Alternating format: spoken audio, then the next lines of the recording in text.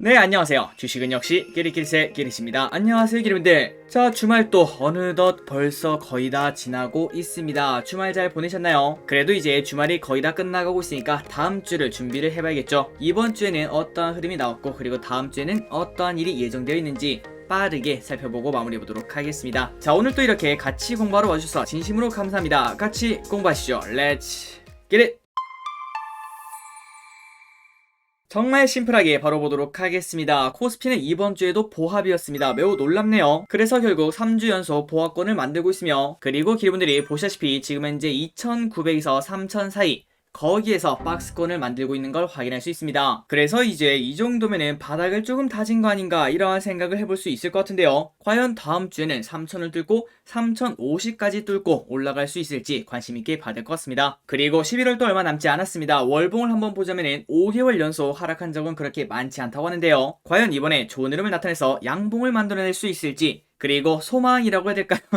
꼭 그렇게 좋은 흐름으로 마무리가 되었으면 좋겠습니다. 다음으로 코스닥을 보도록 하겠습니다. 그런데 코스닥은 생각보다 강합니다. 자, 최근 차트를 보시면은 지난번에 921을 찍고 난 다음부터 쭉쭉 올라오더니 어느덧 1042까지 올라왔습니다. 그리고 정말 놀라운 게 뭔지 아십니까? 코스닥이 정고점 근처라는 겁니다. 여기서 1. 몇 프로, 그러니까 2% 정도만 올라도 저기 보이는 최고치 1061을 뚫고 올라갈 수가 있다는 거겠죠. 이번 주에 그러한 흐름이 나올지 관심 있게 봐야 될 것 같습니다. 어쨌든 이번 주는 코스피는 보합, 그 다음에 코스닥은 3% 정도 오르고 마무리가 되었는데요. 오는 주에는 더 좋은 흐름이 나와줬으면 좋겠습니다. 자, 이번 주에 매동을 보도록 하겠습니다. 개인분들은 매수와 매도를 혼조세를 보여줬고, 그리고 외국인이 매수 일색을 보여줬습니다. 목요일에는 살짝 매도를 했지만 457억, 이 정도는 눈치 보기라고 볼 수 있겠죠. 그렇기 때문에 정말 오랜만에 11월 들어서 외국인이 매수를 하고 있다는 거, 이 부분은 장점이라고 볼 수 있을 것 같습니다. 하지만 그 반면 기관 현재 매도를 하고 있고, 그 다음에 연기금도 매도를 하고 있다는 거, 그래서 지속적으로 우리가 확인을 해야 되는 부분이죠. 코스피가 3,000을 넘었을 때 연기금이 지속적으로 사는가, 그걸 확인할 수 있다면 코스피가 3,100까지도 갈 수 있다고 생각합니다. 이 부분은 저 기리씨 매일매일 살펴보도록 하겠습니다. 그리고 그 와중에 이건 좀 특이하죠. 환율 또 오르고 있습니다. 1190원, 어느덧 벌써 1200원 근처까지 가고 있죠. 그런데 이런 와중에 외국인 또 매수를 하고 있기 때문에 야, 이거 뭔가 좀 이상하다, 이러한 생각을 해볼 수 있겠지만, 그러나 정말 단순하고 그 다음에 긍정적으로 생각을 해보자면은, 야, 그런데 최근 들어서 한국이 좀 저가 매력이 있는 거 아닐까? 그러니까 외국인이 환율이 오른데도 불구하고 이렇게 매수를 하겠지, 이러한 긍정적인 생각을 할 수 있습니다. 과연 다음 주에도 외국인이 매수를 해서 11월은 외국인이 오랜만에 순매수로 마무리를 할지, 이 부분도 지속적으로 확인해 보도록 하겠습니다. 그리고 유가가 큰 폭으로 하락하고 있습니다. 어느덧 75.94달러. 자, 겨울이 가까워지고 있는데 WTI는 큰 폭으로 하락을 하고 있습니다. 지난번에 바이든 대통령이 유가 상승을 가만히 두고 보지 않겠다, 이러한 발언이 나왔었죠. 그러한 영향인지 지속적으로 WTI 큰 폭으로 하락을 하고 있습니다. 그래서 이번 주 증시는 이렇게 마무리를 할 수 있고요. 그렇다면 이제 다음 주 우리나라 증시는 어떻게 될까? 그걸 볼 때 가장 먼저 봐야 될 거는 당연히 금요일 미국장이라고 볼 수 있겠죠. 자, 그런데 미국장을 딱 봤더니 조금은 혼조세로 마무리가 되었습니다. 다우산업 0.7% 하락, 나스닥 종합 0.4% 상승, 그리고 S&P 500 0.1% 하락. 그렇기 때문에 다음 주 월요일 우리나라 시장은 조금은 혼조세 아니겠는가, 이러한 생각을 해볼 수 있는데요. 하지만 당장 내일이죠. 그때 삼성전자를 비롯한 반도체가 좀 불을 뿜을 수 있을 것 같습니다. 그 이유를 한번 뉴스를 통해서 보도록 할게요.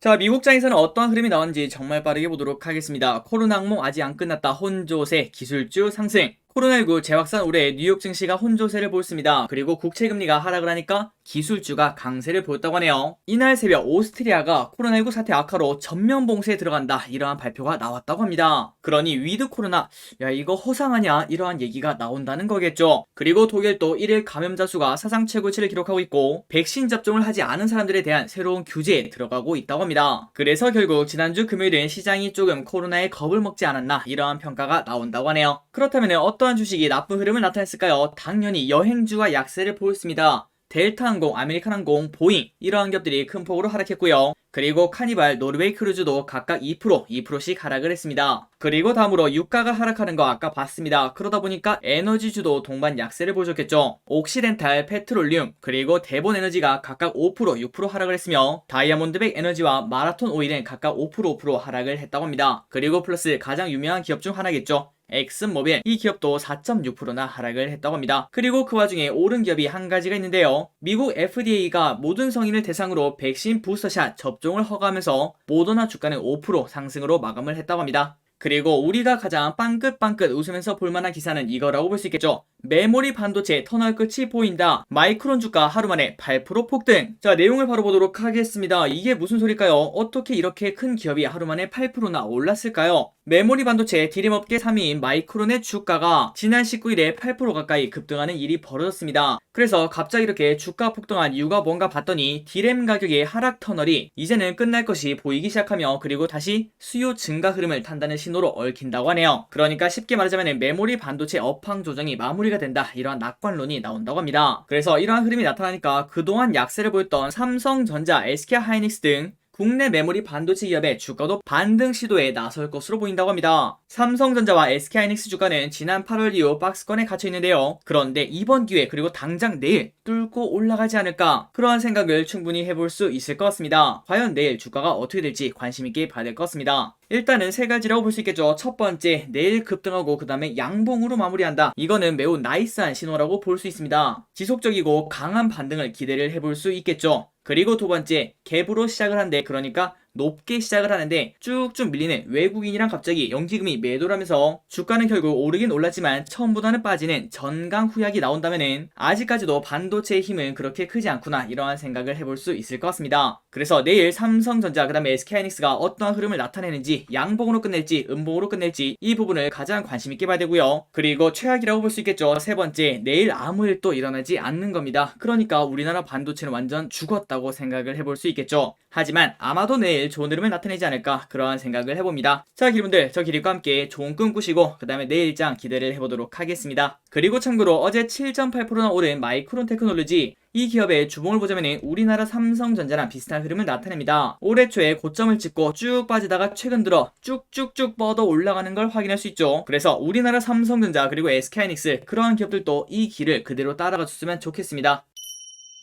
자, 다음으로 이번 주에는 외국인이 매수를 하고 그 다음에 연기금은 매도를 했는데요. 그 와중에 둘 다 매수한 게 뭐가 있는지 빠르게 보도록 하겠습니다. 그리고 들어가기 앞서 좋아요 누르시면은 저 기리시 열심히 공부하는데 매우 큰 힘이 됩니다. 정말 감사합니다. 자, 연기금의 매수를 보도록 하겠습니다. 크래프톤, 카카오뱅크, 카카오페이, NC소프트, 카카오게임즈, 삼성전기, SKIT, LG이노텍, LG디스플레이, LG전자, 그리고 SK, 삼성바이오로직스, 솔루스첨단소재, 두산퓨얼셀, 덕산네오룩스, SM, 메리츠증권, 메리츠금융지주, GC셀을 매수합니다. 그런데 저기리시 GC셀이 뭐지? 처음 보는 것 같은데, 그러한 생각을 했는데 그래서 직접 찾아보니까 GC 녹십자 랩셀과 그 다음에 GC 녹십자셀 이 두 개가 합쳐져서 GC셀이 되었다고 합니다. 발음도 힘듭니다. 그래서 연기금이 매수한 기업들 중에서는 크래프톤, 카카오뱅크, 카카오페이, GC셀을 공부해보시면 좋을 것 같습니다. 다음으로 외국인은 무엇을 샀는가? SK하이닉스, SKIT, NC소프트, 삼성전자, 크래프톤, 카카오, 삼성 SDI, DB하이텍, HMM, ST바이오센서, 네이버, 카카오뱅크,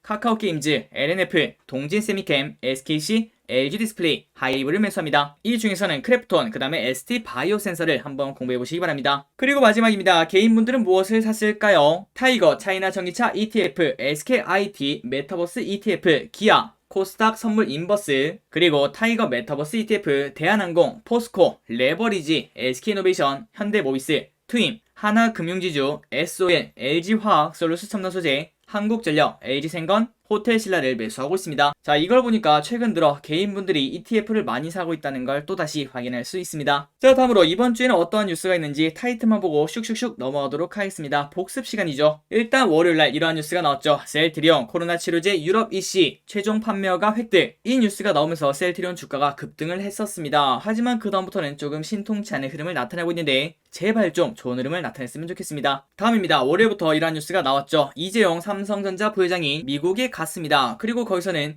투자 계획도 발표하지 않을까, 이러한 소식이 나왔는데요. 과연 이러한 투자 계획 발표가 주가의 방향을 바꿀 수 있을지 관심 있게 봐야 될 것 같습니다. 그리고 요소수 부족은 이제 1달러 된 것 같은데요. 그런데 그 다음 이제 눈이 오기 시작하면은 제설 염화칼슘도 심상치 않다고 합니다. 그래서 우리가 염화칼슘 관련주 이 정도는 관심 종목에는 넣어놓을 필요가 있을 것 같네요. 다음으로 싸이월드가 드디어 나온다고 합니다. 메타버스 그 다음에 NFT 이거를 묻히고 나온다고 하죠. 그리고 플러스 가장 중요한 뉴스는 바로 이거인데요. 한글과 컴퓨터와 같이 공동 개발을 하고 있다고 합니다. 이러한 뉴스가 나오며 수목금 전부 다 싸이월드 관련주가 좋은 흐름을 나타냈습니다. 그리고 며칠 뒤죠. 다음 주에 금융통화위원회가 열립니다. 여기에서 금리 상승할 확률이 꽤나 높다고 하네요. 다음입니다. 미중 회담이 잘 마무리가 되었다고 하는데요. 그런데 그 다음날 미국이 베이징 올림픽 외교적 보이콧을 검토를 하고 있다. 이러한 소식이 나왔습니다. 다음입니다. 넷플릭스 5년 만에 가격 인상을 한다고 합니다. 프리미엄 14,500원에서 17,000원으로 상승을 한다고 하네요. 지금 현재 OTT 경쟁이 심화되고 있는데 그 와중에 가격을 올린다. 이거는 넷플릭스의 자신감의 표현으로 봐도 되지 않을까요? 어쨌든 넷플릭스가 이렇게 가격을 올렸으니까 다른 OTT들은 그만큼 가격 경쟁력이 생겼다고 볼 수 있겠죠. 과연 내년에 봤을 때 이 선택이 악수일지 아닐지 그때 한번 관심있게 받을 것 같습니다. 그리고 금요일 애플카 소식이 나왔습니다. 그러니까 LG전자 또 8%대 강세를 보였죠. 자, 참고로 LG전자는 지난번에 우리가 공부를 했던 기업입니다. 올해랑 내년이랑 가장 보수적으로 비교해봤을 때 가장 많이 성장하는 기업이 바로 LG전자였습니다. 그 기업이 이러한 호재를 만나서 엄청나게 올라가고 있다는 거 알려드리도록 하겠습니다. 그리고 다음입니다. 넷플릭스 지옥 24시간 만에 전세계 1위 관련주 오를까? 자, 이거는 당연히 한국 넷플릭스 드라마 중 사상 처음인데요. 오징어 게임은 현재 2위고 그 다음에 전세계 1위가 바로 지옥이라고 합니다. 그래서 관련주라고 하면 당연히 제2 콘텐츠인데 월요일날 어떠한 흐름을 나타낼지 일단은 강하게 출발을 하지 않을까 이러한 생각을 해봅니다. 그리고 저기에도 지옥을 5편까지인가 본 것 같습니다. 5편 중간까지 본 것 같아요. 그래서 후기를 말씀드리자면은 오징어 게임이랑 비교하자면 오징어 게임이 조금 더 재밌다 이러한 평가를 내릴 수 있을 것 같습니다. 그런데 이 지옥도 조금은 어두운 이야기다 보니까 약간 고구마를 먹는 듯한 그러한 흐름이 나타난대요. 하지만 묵직한 궁금증이 생기는 드라마다 이렇게 정리를 할 수 있을 것 같습니다. 한번 기리분들도 전 세계에서 1위를 하고 있다는 지옥 과연 어떠한 작품인지 조금이라도 한번 보시기 바랍니다.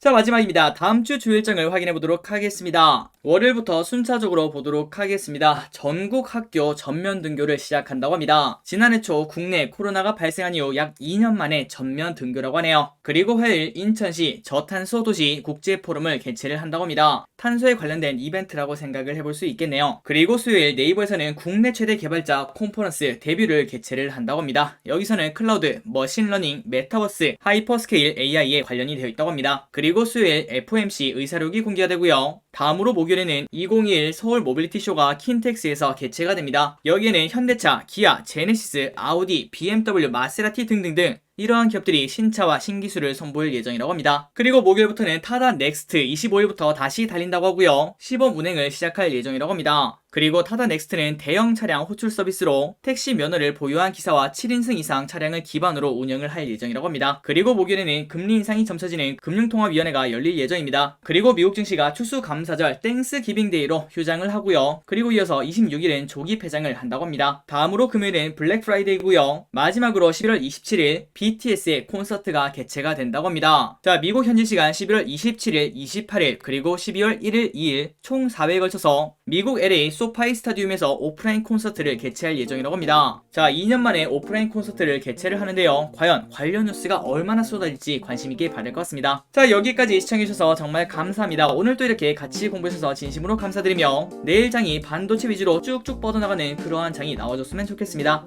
지금까지 기리셨습니다. 빠이요.